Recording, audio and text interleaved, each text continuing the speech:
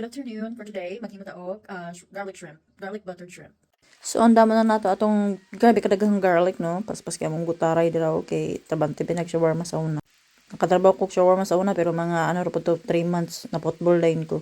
Kay gipangutan ako sa tagiya kung unsa ko ma-comment sa manager anak ko.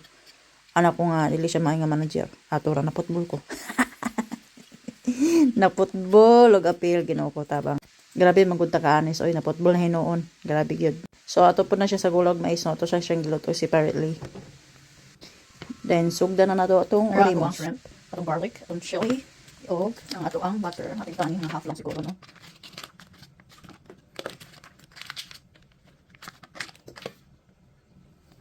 Okay. So init na ang kalahato na ibutang ato ang butter. Half lang na atong gamiton kay gamay ra man atong shrimp no. Pang duha ra na ang kataw.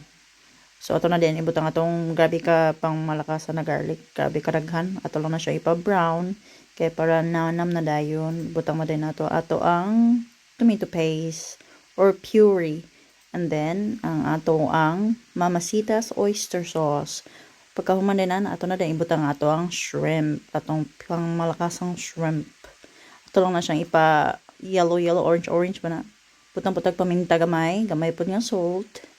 O gamay po dayon nga magic syrup or aromat. So naradayan ato ang Sprite po no. O imikos-mikos lang na siya gamay kay para dayon mabutang na to ang sili. Siyempre gusto kita atong halang-halang no. Then mga pag nalaut-laut na diha na dayon ang atong test na rin tilawan na dayon. Lami kayo. Pumot kayo, laut-laut, lami kayo ang butter, nga na garlic. Ito na ato ang shrimp, no? Garlic buttered shrimp. Ano siya?